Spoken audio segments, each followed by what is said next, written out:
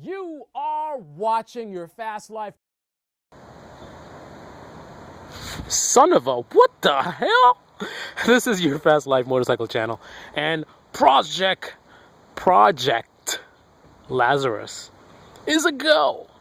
So I thought about it, and I've decided that even though only 2 of you guys are actually interested in this project, I'm gonna do it anyway, because I want to do it. And maybe, perhaps, more people will be interested in this as I go along with the project. I'm gonna just be attracting more and more people that are gonna get wind of this project and are going to want to follow along as we bring this motorcycle back to life. So it's a go. Now, right now, Project Thanos is top priority, so I'm only gonna start the initial phases of Project Lazarus. And one of the first things I want to do is I'm going to actually work with the forum. So I'm looking for a good Kawasaki forum to work with these guys. Initially, I thought the work was going to be pretty straightforward because this has been sitting for 2 years, I think. So the main thing was the carburetor would need to be cleaned or rebuilt. I'm not sure which one. But after I squeeze the clutch lever, which is over here, and it was so hard to squeeze it, and then it's like, it's all mush. I said, you know what? This is kind of not something I've done before. I haven't really worked on a bike that's been sitting for so long. I've been working on a bike that may be sitting for a few months or need a little bit of tender loving care, but this might need a little bit more than that. I mean, right now, obviously the clutch is not going to work as it is. Well, I don't know. There's a lot. I'm making a lot of assumptions here. I know fluids obviously is going to be a problem. It's been sitting.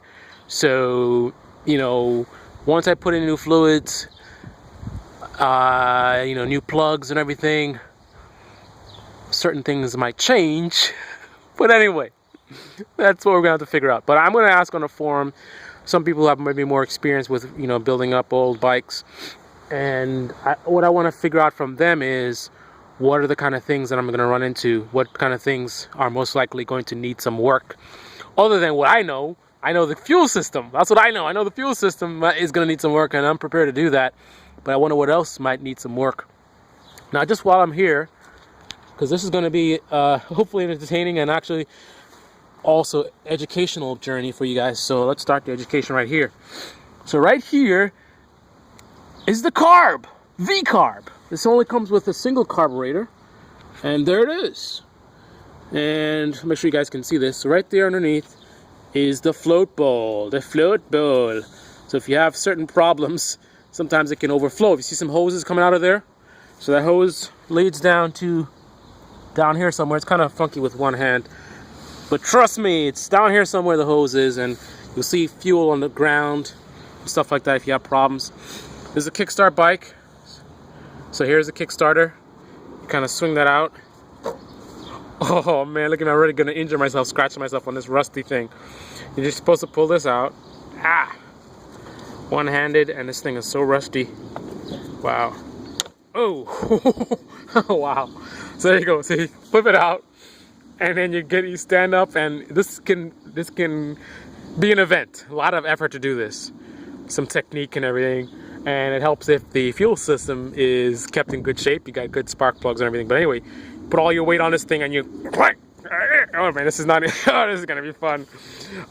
You want some good boots to be kickstarting a bike like this. Anyway, so there's a carburetor, which, if you look behind here, here's the air box. So you got air coming in through here. And you got that hose. So if you want to get to the carburetor, you got to actually separate the air box from the carburetor right there. There's like a little metal slinky thing.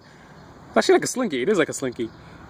Pull that off, and then you can force the hose off. It's kind of tough though, because the back of the box is, you know, this frame is right there. So that's the tricky part.